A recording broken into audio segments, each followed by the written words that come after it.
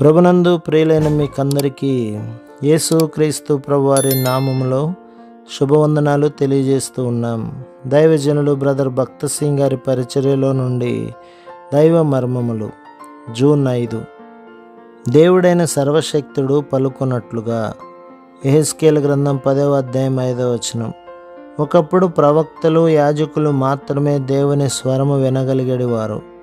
ఇతరులు ఎవరైనాను దేవుని చిత్తమును తెలుసుకొన గోరిన ఎడల ప్రవక్త యొద్దకు గాని ప్రధాన యాజకుని యొద్దకు గాని వెళ్ళవలసి ఉండెను.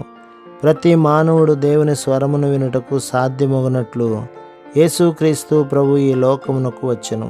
ఈ కారణం వలననే యేసుక్రీస్తు ప్రభు యొక్క సేవ ప్రారంభ దశలోనే ఆయనపై పరిశుద్ధాత్మ దిగి వచ్చెను. ఆకాశము నుండి దేవుని స్వరము వినబడెను. మార్కు సువార్త 8వ అధ్యాయం 31, 9వ అధ్యాయం 31 చూడుము. యేసుక్రీస్తు ప్రభువు సిలువ వేయబడక మునిపే తన మరణమును గూర్చి ఆయన ప్రకటించెను. తన మరణ భూస్థాపన పునరుత్థానములకు సూచనగా ఆయన బాప్తిస్మమునందు సాక్ష్యమిచ్చెను. అప్పుడు ఆకాశం తెరవబడి దేవుని స్వరము వినబడెను.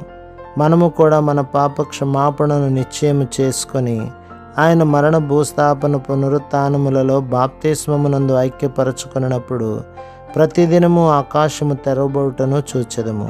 దేవుని దయ, కృప, శక్తి పొందెదము. మనలను నడిపించుటకు, సహాయపడుటకు, బోధించుటకు పరిశుద్ధాత్మ అనుగ్రహించబడును. అప్పుడు ఆత్మీయమైన గూఢమగు సంగతులు మనకు విశదీకరించబడును.